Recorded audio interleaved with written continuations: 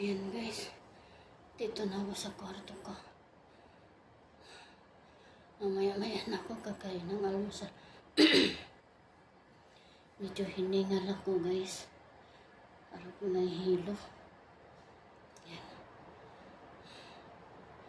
Pahinga muna ako saglit bago ako mag-almusal.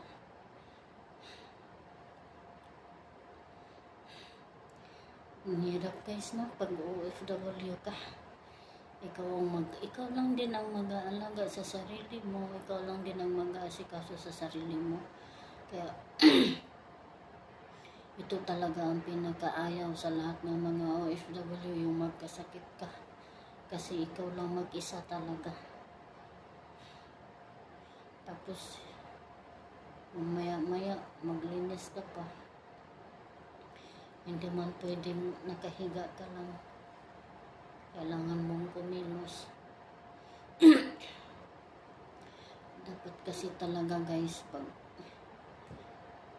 ma-stress ka talaga, tapos pag mag-isip ka, ganito talaga ang abutin mo guys. Magkakasakit ka dahil hindi ka makatulog eh.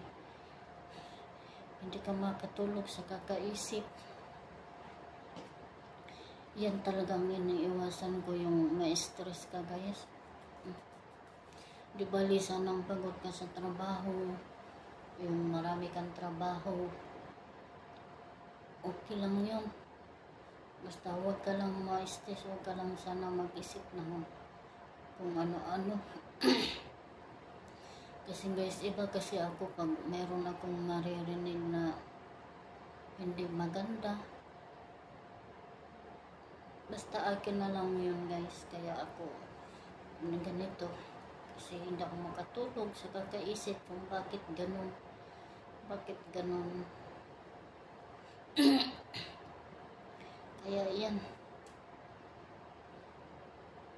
Okay lang sa akin, mapagod ako sa trabaho. Maraming trabaho, marami akong gagawin.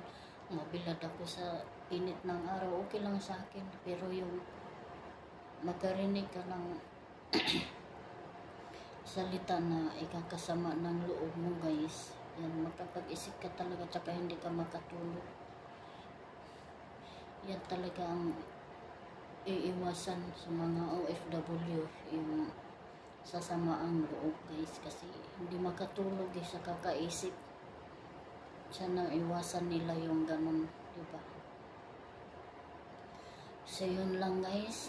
So pahinga lang ako saglit. Mamaya-maya kakain na ako ng almusal guys. Maraming salamat sa pagpanood ninyo. Sana'y tangkilikin ninyo ang aking small channel. Kahit ganito lang, kahit walang kwenta. So, please subscribe and like. Maraming salamat mga ka-OFW. Ingatan natin palagi ang ating sarili at iwasan natin yung sasama yung loob natin. Kasi ganito talaga ang mangyayari, magkasakit tayo, hindi natin maiwasan.